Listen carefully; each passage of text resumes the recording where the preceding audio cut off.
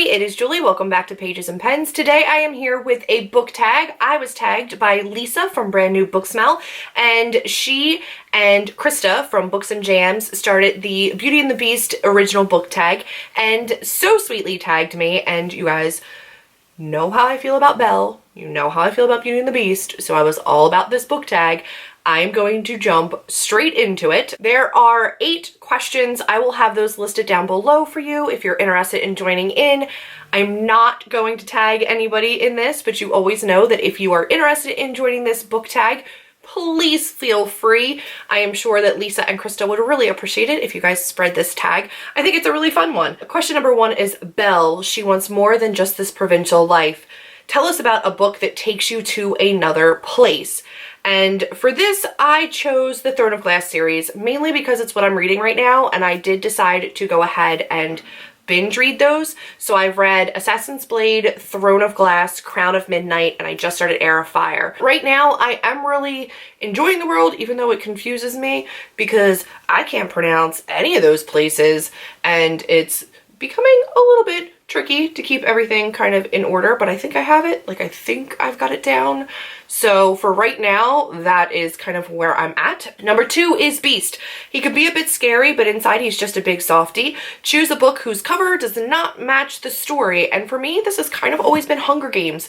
They're very simplistic covers, especially the cover of Hunger Games, which is just the Mockingjay pin and like a black and gold theme. That to me does not portray all that that book is and how incredibly intense that book is and how dangerous the Hunger Games are or how dystopian their world is. So I like the simplicity of it, but for me to like look at the cover of that book, you have no idea what that book is about. Next is Maurice, Belle's eccentric but lovable father, and for this they want you to choose a book that's out of your comfort zone or your normal reading genre, but that you really, really loved. And for this, I can honestly only say Illuminae and Gemina by Jay Kristoff and Amy Kaufman, because oh my gosh, you guys know I ended up putting those in my top 10 that a lot of you don't know, but my top 10 list of books for the year were in my 2K Q&A giveaway, which I'll link up above.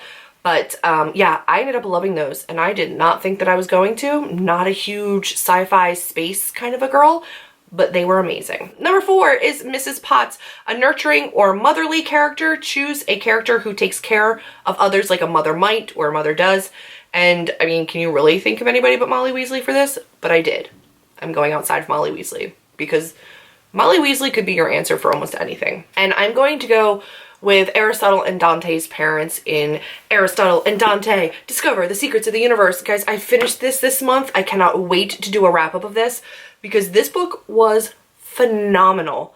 I absolutely loved it. Like, loved it, loved it, loved it. And the parents, the families in this book are so spectacular. They're well written, they're involved, they're supportive, they are compassionate, they're flawed. They're just phenomenal.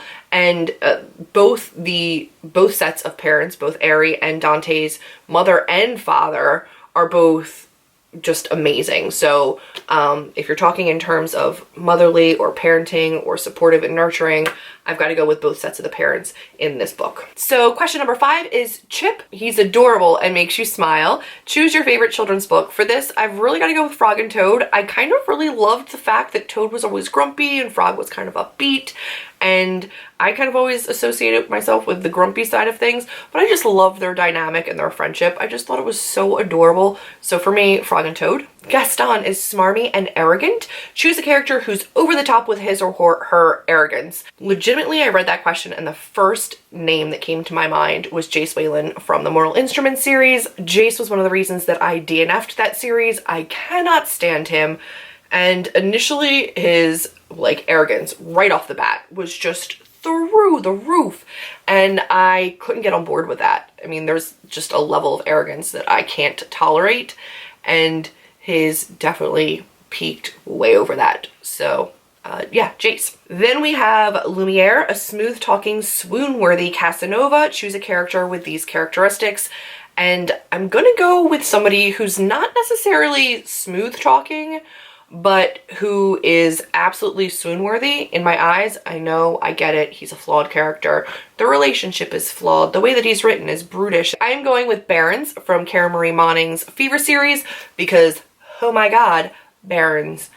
Yes please and thank you all the time. Enough said, I'm moving on to number 8 and the final question, which is Cogsworth. He's bossy, no-nonsense leader of the household. Choose a character who takes charge and is the voice of reason for those around him.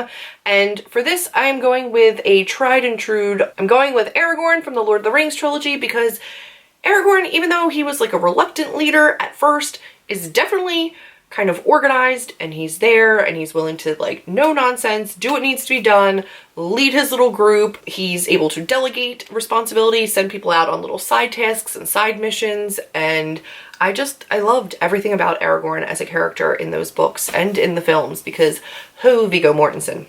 But that's off topic. So yes, I would go with Aragorn because not only as a Lost King was he phenomenal, but even just throughout the journey in the Lord of the Rings books, he is a phenomenal leader and somebody that everybody looked to for advice. And I really like him as a character. So that was the 8 questions for the Beauty and the Beast original book tag. Thank you so much to Lisa for tagging me. I really appreciate it. I had a ton of fun with this tag. I hope you guys join in. I will list the questions down below. I will also link to the original video down in the description box below so you guys can check out Krista and Lisa because they're phenomenal. And yeah, that has been this tag. If you enjoyed the Beauty and the Beast book tag, go ahead and film one of your own. And as always, be sure to give this video a big old thumbs up, click subscribe, and I will see all of you in my next video.